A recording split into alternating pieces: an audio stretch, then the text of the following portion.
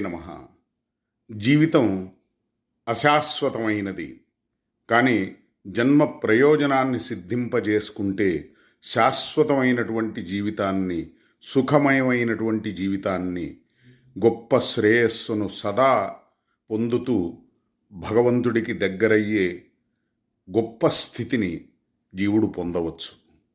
అంటే సచ్చిదానంద స్వరూపుడైనటువంటి భగవంతుడు సత్ అంటే శాశ్వతంగా ఉండేవాడని, చిత్ అంటే తనకున్నటువంటి జ్ఞానాన్ని జీవుడికి ప్రసాదిస్తాడు. అంటే భగవంతుడే జ్ఞానస్వరూపుడుగా ఉన్నాడు. ఆ జ్ఞానాన్ని జీవుడికి ప్రసాదిస్తాడు.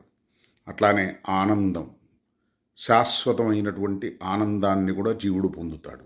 అంటే అనంతకాల జీవనం, అనంత జ్ఞానం, అట్లానే అనంత మాత్రలో ఆనందం.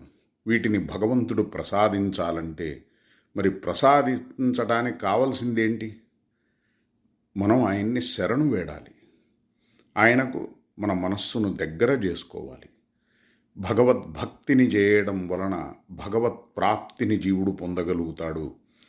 భగవత్ ప్రేమను జీవుడు పొందగలుగుతాడు. దీనికోసం మరి శరీరం శాశ్వతం అని అనుకుంటే ఈ మానవ శరీరం అశాశ్వతం కదా. అందుకే దీన్ని క్షణభంగురం అని అన్నారు. అనిత్యాని శరీరాణి విభవో నైవ శాశ్వత దేహస్య పతనం వీక్ష్య కర్తవ్యో ధర్మ సంగ్రహ.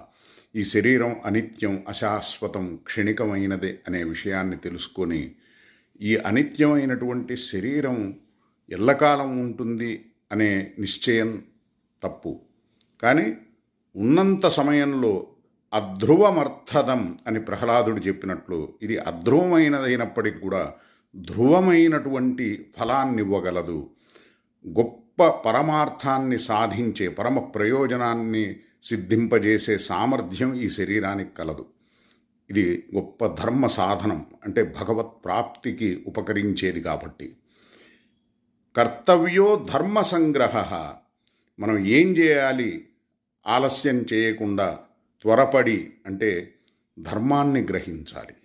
ధర్మం అంటే కృష్ణం ధర్మం సనాతనం రామో విగ్రహవాన్ ధర్మ ధర్మో మద్భక్తికృత్ ప్రోక్త ధర్మమూలం హి భగవాన్.